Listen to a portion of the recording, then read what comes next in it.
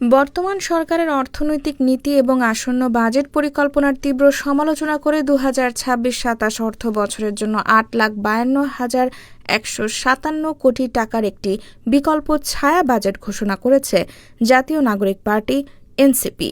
বাজেটে নবম pay scale নিয়ে নিজেদের প্রস্তাবনাও তুলে ধরেছে দলটি।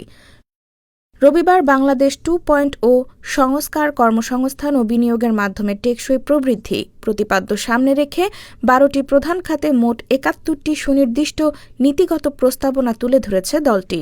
প্রস্তাবনায় সরকারি কর্মকর্তা কর্মচারীদের বেতন কাঠামোয় নিম্ন আয়ের গ্রেডগুলোকে অগ্রাধিকার দিয়েছে দলটি। এনসিপির প্রস্তাবিত বেতন কাঠামো অনুযায়ী প্রথম গ্রেডে চাকরি করা কর্মকর্তাদের মূল বেতন ৭৮,০০০ টাকা থেকে বাড়িয়ে ৮২,০০০ টাকা করার প্রস্তাব করা হয়েছে। দ্বিতীয় গ্রেডে ৬৬,০০০ টাকা থেকে ৭০,০০০ টাকা, তৃতীয় গ্রেডে ৫৬,৫০০ থেকে ৬০,০০০ টাকা, চতুর্থ গ্রেডে ৫০,০০০ টাকা থেকে ৫৩,৫০০ টাকা, পঞ্চম গ্রেডের ৪৩,০০০ টাকা থেকে বাড়িয়ে ৪৬,৫০০ টাকা করার প্রস্তাব করা হয়েছে।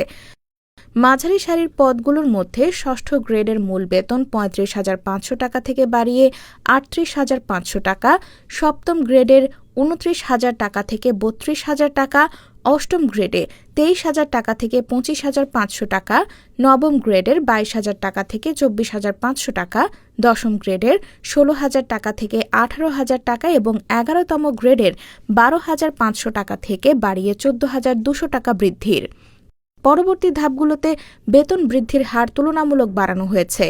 ১২তম গ্রেডের বেতন ১১,৩০০ টাকা থেকে ১৩,৩০০ টাকা, ১৩তম গ্রেডে ১১,০০০ টাকা থেকে ১৩,০০০ টাকা, ১৪তম গ্রেডে ১০,২০০ টাকা থেকে ১২,৭০০ টাকা, ১৫তম গ্রেডে ৯,৭০০ টাকা থেকে ১২,৪০০ টাকা, ১৬তম গ্রেডে ৯,৩০০ টাকা থেকে বাড়িয়ে ১২,২০০ টাকা, ১৭তম গ্রেডে ৯,০০০ টাকা থেকে ১১,৯০০ টাকা, ১৮তম গ্রেডে ৮,৮০০ টাকা থেকে ১১,৭০০ টাকা, ১৯তম গ্রেডে ৮,৫০০ টাকা থেকে ১১,৪০০ টাকা এবং ২০তম গ্রেডের মূল বেতন ৮,২৫০ টাকা থেকে বাড়িয়ে ১১,১০০ টাকা করার প্রস্তাব করেছে এনসিপি।